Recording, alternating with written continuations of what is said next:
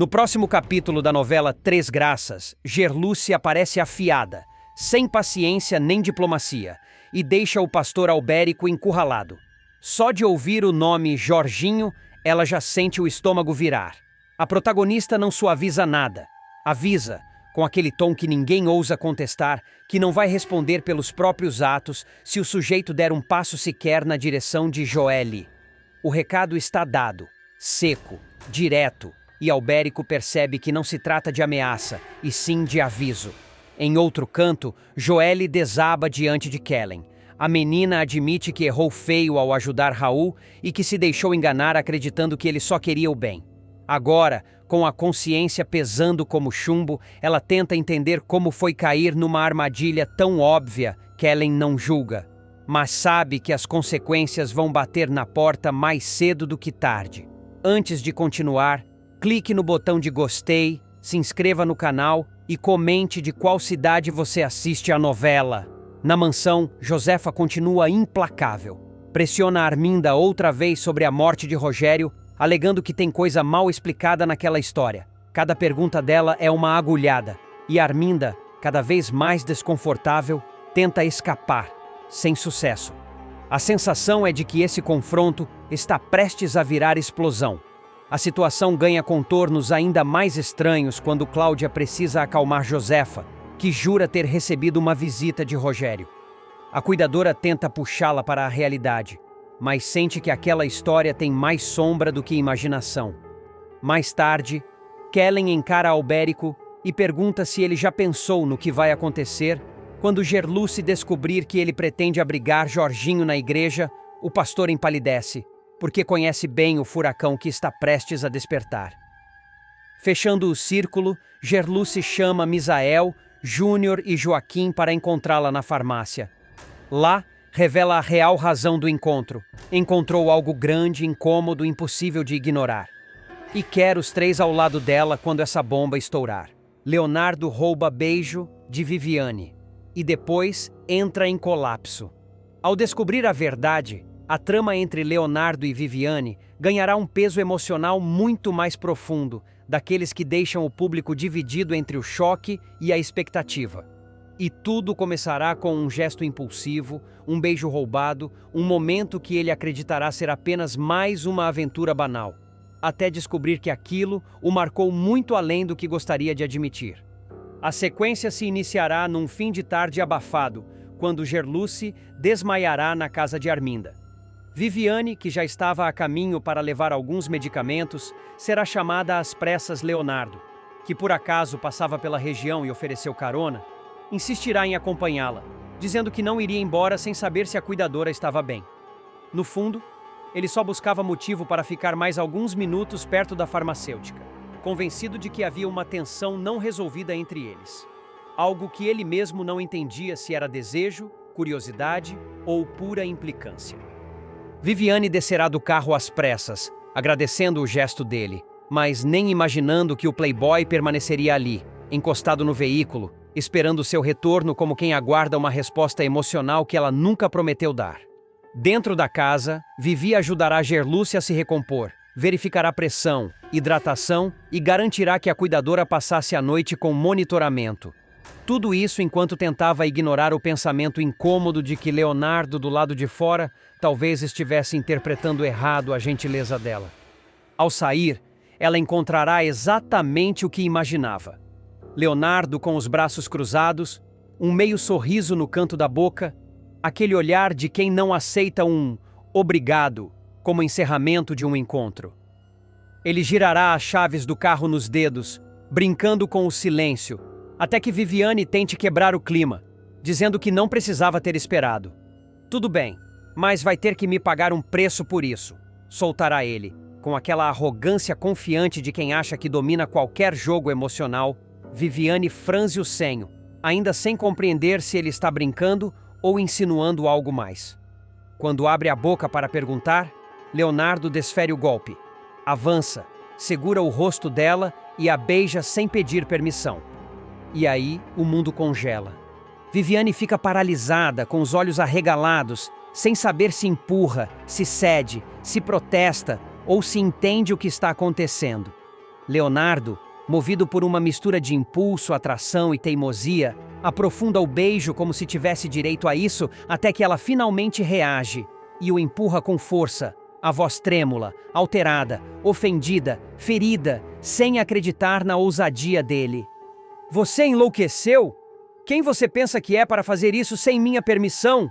gritará Viviane, com a respiração acelerada. Leonardo tentará se justificar. Dirá que sentiu clima, que achou que ela queria, que não foi por mal. Mas nada disso diminui o incômodo dela. Mesmo assim, no fundo, muito no fundo, algo dentro de Viviane tremerá. Não por medo, mas porque aquele beijo lhe despertou algo que ela preferia não admitir. E Leonardo percebe.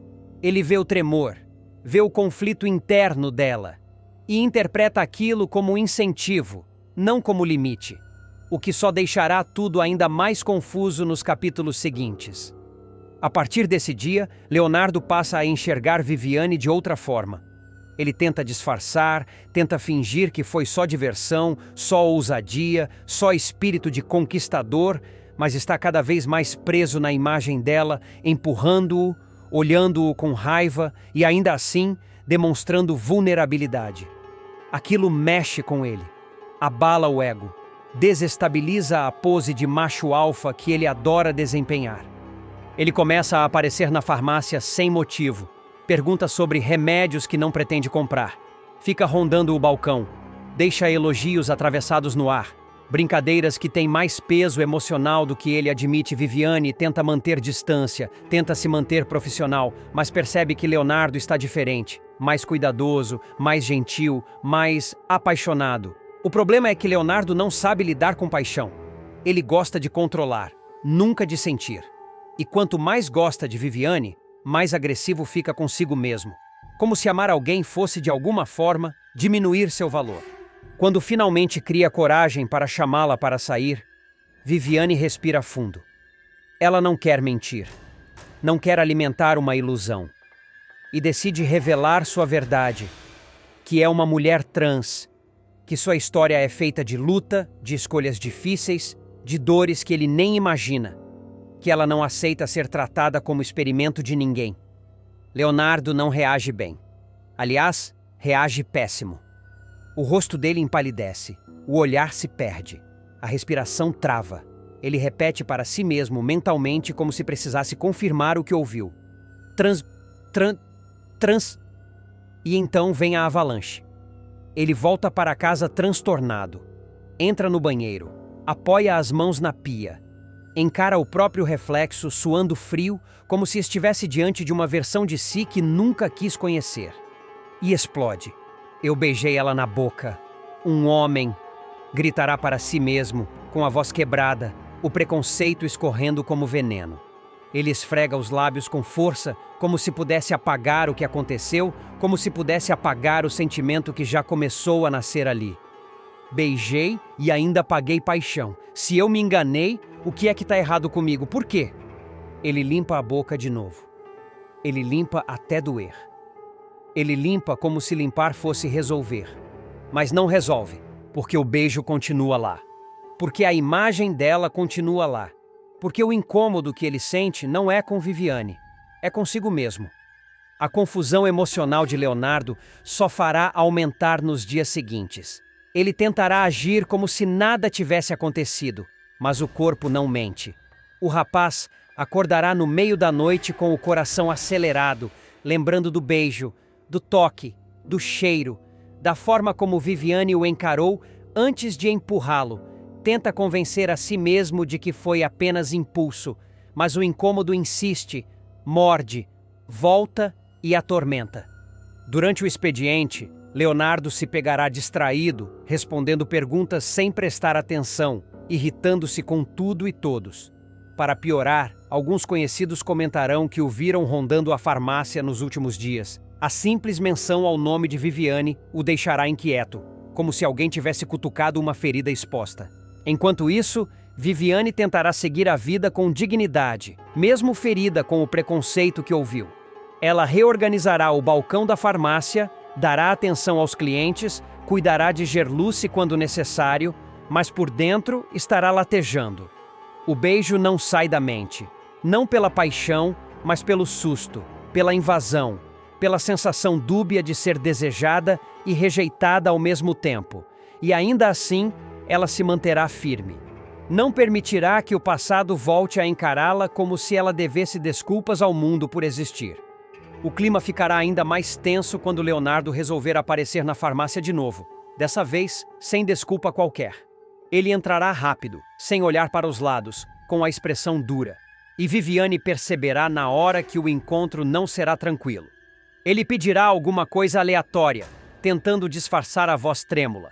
Mas Viviane cortará o jogo com elegância. Se veio procurar remédio, eu ajudo. Se veio procurar briga, eu não tenho tempo. A frase o desmonta por alguns segundos. Ele respira fundo, evita encará-la de frente e murmura algo inaudível, como se lutasse contra as próprias palavras. Viviane, madura e lúcida, percebe que ali existe um conflito maior do que o orgulho dele permite admitir. Ela respira com calma, segura o impulso de provocá-lo e apenas mantém distância. Do lado de fora, ao sair, Leonardo perde o controle. Encosta no carro, aperta o peito com a mão e olha para cima, como se pedisse respostas que ninguém vai dar. O que está acontecendo comigo? Resmunga, quase sem voz. O rapaz não consegue aceitar que o preconceito que ele achava enterrado esteja retornando junto com algo ainda mais perturbador: a certeza de que gostou do beijo. Naquela mesma noite, sozinho no quarto, ele se lembra da expressão de Viviane ao expulsá-lo da farmácia. A firmeza dela o deixa desconcertado. A imagem volta inteira, como um flash. Os olhos dela marejados, a respiração pesada, a força com que ela disse que não queria vê-lo de novo, e algo dentro dele praticamente implora para que aquilo não seja verdade. Ao mesmo tempo, Viviane terá sua própria batalha silenciosa. Por mais que não queira admitir, o que a magoou não foi só a frase preconceituosa, foi perceber que por um instante ela acreditou que Leonardo pudesse ser diferente. Esse detalhe a corta por dentro mais do que qualquer insulto. Paulinho e Ferete vão protagonizar uma cena de tirar o fôlego, daquelas que fazem o público grudar na tela, depois que Paulinho flagrar Ferete humilhando Gerluce sem o menor pudor. O estopim começa minutos antes, quando Paulinho está ao telefone com a amada. Ele fala. Ela respira fundo, mas a voz de Gerluce está trincada de raiva. Ela acabou de deixar o quarto de Dona Josefa, mãe de Arminda, depois de mais um plantão pesado. E como sempre, precisou dividir o espaço com o homem que ela mais detesta naquele bairro, Ferete. Arminda já havia sido liberada mais cedo, e Ferete, como sempre, fez a visita diária à patroa. Uma rotina que ninguém engole mais. Para Gerluce, isso já passou do limite. Toda vez que ele aparece, ela sente o ar ficar pesado, o clima virar um campo minado. E naquela noite não é diferente. Quando ela decide ir embora, atravessa o corredor, respira fundo e caminha para a saída. O maldito som da porta do quarto abrindo atrás dela surge como uma bofetada. E quem aparece? Ferete. Com aquele ar superior, aquele sorriso torto, aquele jeito de quem se acha dono da rua, ou pior, dono das pessoas. É nesse exato momento que Paulinho encosta o carro na porta da mansão. Ele está pronto para buscar a namorada, mas não está pronto para o que vê. Ferete acelera o passo, olha para Gerluce com desprezo e solta a primeira pedrada. Gerluce, você é uma pobretona. Nem devia entrar num carro de policial. Onde já se viu um policial namorar uma pobre da chacrinha? As palavras cortam o ar como navalha. Paulinho sente o sangue ferver, mas Gerluce... ela não é mulher de engolir desaforo. Ela vira de frente, ergue o queixo e retruca com firmeza, sem se rebaixar, sem tremer. Pobre é quem precisa humilhar o outro para se sentir gente. E você nem gente parece, Ferete. Parece um resto. É aí que o pavio queima. Paulinho desce do carro furioso, atravessa o jardim como um raio e dá um empurrão seco no peito de Ferete. O vilão cambaleia, mas Paulinho não espera reação. Ele agarra um tufo do cabelo dele e puxa com força, jogando o homem para trás como se fosse um boneco desengonçado. Você é um tufão, Ferete! Dispara Paulinho, os olhos faiscando. Um tufão de sujeira, de mentira, de safadeza. Ferete, humilhado na frente dos dois, fica vermelho, depois roxo, depois pálido. O orgulho dele dói mais que o couro cabeludo. Ele não responde, não encara, apenas corre para o carro com a dignidade arrastando pelo chão. Ele entra, bate a porta com violência. Acelera como se fugisse de si mesmo. O trajeto até sua casa é curto, mas a humilhação é longa. Ele chega transtornado, ofegante, e dá de cara com Zenilda. Ela está no meio da sala, imóvel, com um olhar que o atravessa como flecha. Zenilda já sabe, já descobriu. A traição com Arminda não é mais boato, é fato. A bomba estoura. Então é isso, Ferete? Diz Zenilda com as mãos trêmulas. Você me fez de palhaça esse tempo todo? Ferete tenta responder, mas a língua trava, a boca seca. Ele mal abre a porta e Zenilda já está avançando, empurrando ele para fora, gritando para a vizinhança inteira ouvir. Ele tenta se justificar, mas ela não deixa. O escândalo ecoa pela rua inteira. E então, cego de vergonha e raiva, Ferete faz o imperdoável. Ele volta para o carro, acelera até a mansão de Arminda, para na frente como um animal ferido. Ele entra sem bater, atravessa o saguão como um furacão. E diante da dona da casa, sem aviso, sem controle, acerta um tapa na cara de Arminda, que reverbera como um trovão pela mansão inteira. O estalo do tapa ecoa como uma sentença. Arminda leva a mão ao rosto, surpresa, humilhada, mas não derrotada. A mansão inteira parece parar, até o ar hesita. O silêncio que toma conta da sala é tão pesado que quase se pode ouvir a respiração trêmula de Ferete, perdido entre a raiva e o desespero. Você enlouqueceu? Arminda grita dando 2 passos para trás, tentando recompor o orgulho ferido. Está achando que pode resolver tudo na base da mão? Mas Ferete não responde. Ele está tomado por um fogo cego, a vergonha misturada com a sensação de ter sido exposto diante de todos. Ele avança mais um passo descontrolado e Arminda sente pela primeira vez medo do próprio cúmplice. Eu perdi tudo, Arminda. Ele rosna, como um animal acuado. E a culpa é sua. O som de uma porta batendo interrompe a explosão. Zenilda aparece na entrada, arfando, os olhos faiscando. Ela veio atrás dele, não para salvar, mas para encerrar de vez a farsa. A culpa não é dela, Ferete, é sua. Porque você nunca foi homem de assumir nada, nem sua sujeira, nem suas escolhas. Ela dispara cruzando os braços. Mas hoje a máscara caiu. Ferete empalidece. Ele não esperava que Zenilda tivesse coragem de entrar ali, muito menos na frente de Arminda.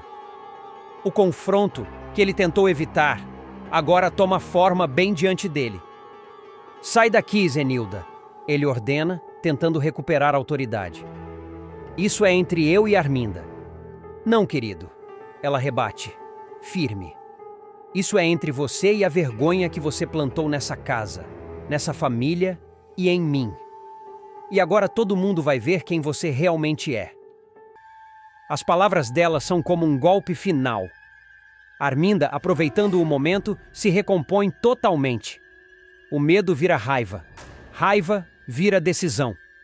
Saia da minha casa, Ferete, ela ordena com voz firme. Agora, antes que eu chame a polícia. Ele encara as 2 mulheres, tremendo, respirando rápido, como se procurasse alguma saída mental para tamanho desastre. Mas não há.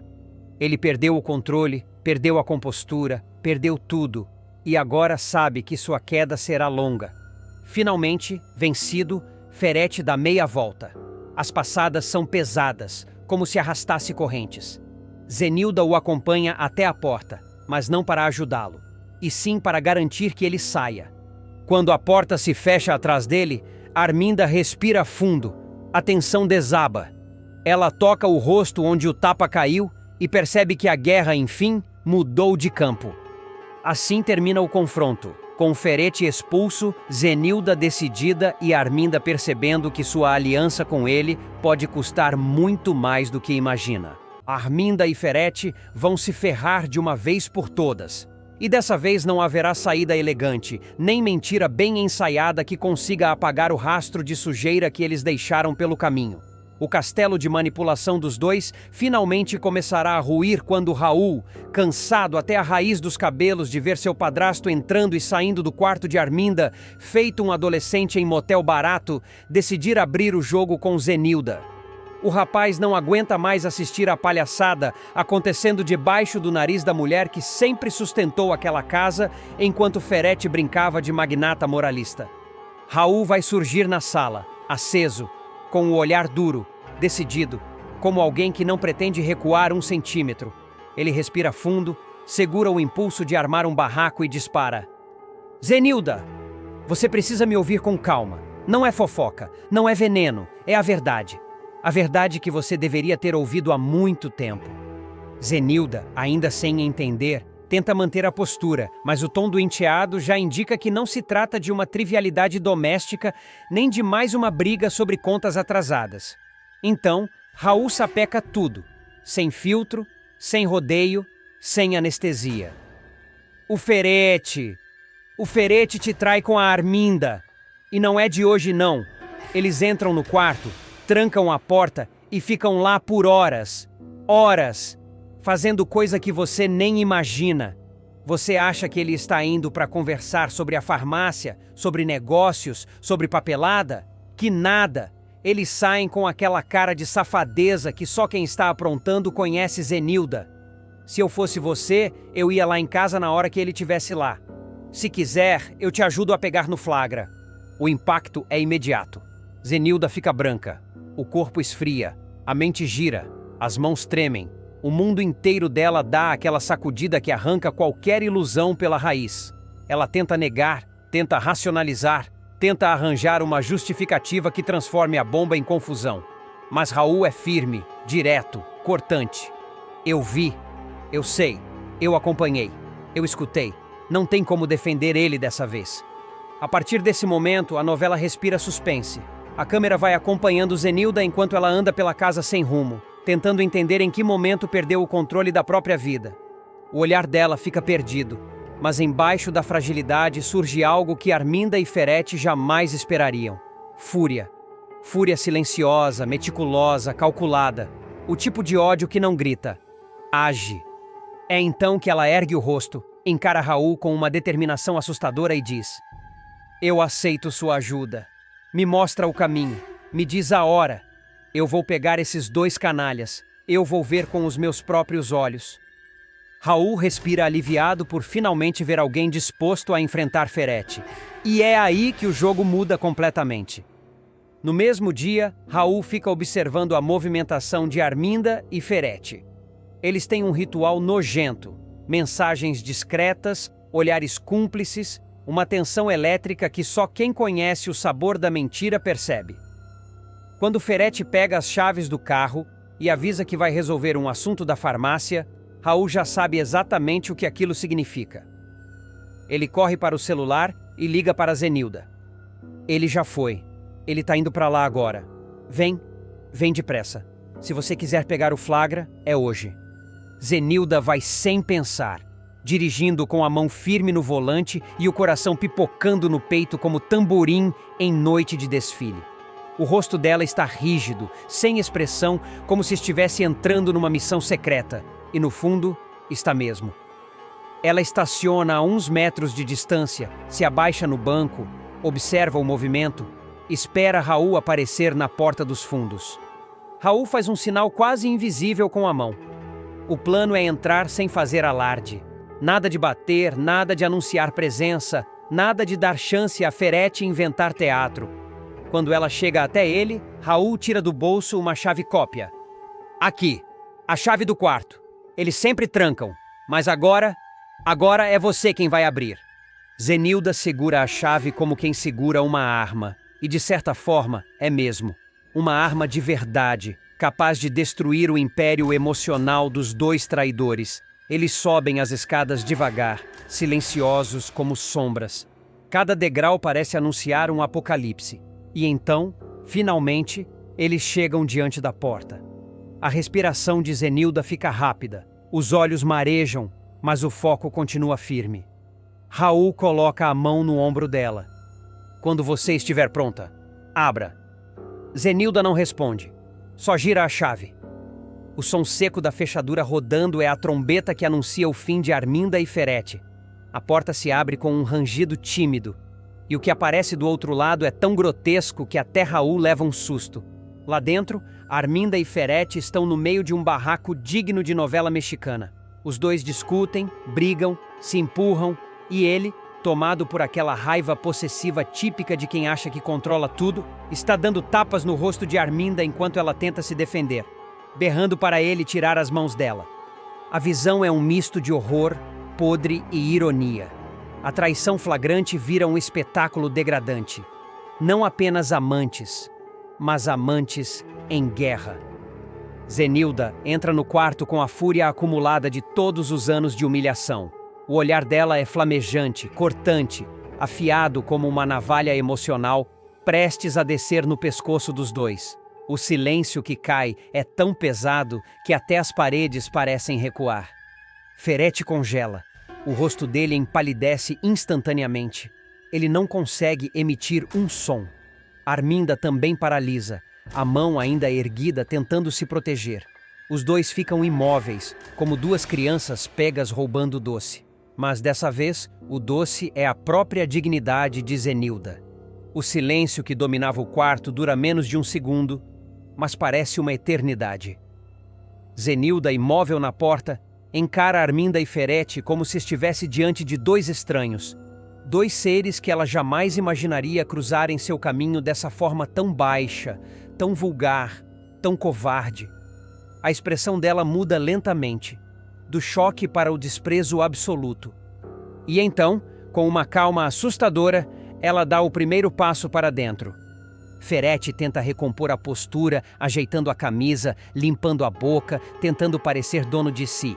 Mas já é tarde demais. Ele sabe, ele está acabado. Zenilda, eu posso explicar. Ele gagueja, tropeçando nas próprias palavras como quem tenta agarrar fumaça. Explicar o quê? Ela responde num tom tão frio que chega a cortar o ar. Explicar por que estava aqui, batendo na sua amante, ou explicar por que mentiu para mim durante anos, usando o nome da minha família, da minha casa, para vir se enfiar no quarto dessa mulher? Arminda tenta abrir a boca, mas Zenilda ergue a mão e a manda calar antes mesmo que qualquer palavra escape. Não quero ouvir você. Você sabe muito bem o que fez. Você sabia que ele era casado. Você sabia que eu estava em casa. Você sabia que eu confiava em você como confiava numa irmã. E mesmo assim, ela dá uma risada amarga. Era aqui que vocês vinham resolver negócios, né? Ferete tenta se aproximar, mas Raul, discreto, dá um passo à frente bloqueando o caminho. Ele não diz nada, nem precisa. O olhar dele já avisa que qualquer toque, qualquer gesto, qualquer tentativa de manipulação vai acabar na delegacia. Zenilda respira fundo. O rosto dela está firme, sem lágrimas, sem hesitação. É a postura de uma mulher que finalmente entendeu o próprio valor e que descobriu que nunca precisou de um traidor para sustentá-lo. Ferete, ela diz com a voz carregada de um veneno doce. Eu não quero mais você. Não quero mais o seu sobrenome. Não quero mais sua presença. Não quero suas desculpas. Você está fora da minha vida. Ele arregala os olhos, tenta abanar as mãos, tenta se explicar, mas Zenilda continua. E quanto a você, Arminda? Ela olha diretamente para a rival que encolhe os ombros. Pode ficar com o lixo que você ajudou a transformar. Mas saiba de uma coisa. O que começou nesse quarto vai terminar na polícia. Eu vou abrir a boca. Vou contar tudo. Vou mostrar para a cidade inteira quem vocês realmente são. Arminda, pálida, tenta se recompor. Zenilda, me escuta. Você tá nervosa. E você vai ficar nervosa quando o delegado bater na sua porta. Zenilda corta, com firmeza assassina. Ferete tenta salvar o pouco que lhe resta. Você não vai fazer isso comigo. Zenilda finalmente ri. Uma risada que dói mais do que um tapa. Eu já fiz, e você nem percebeu.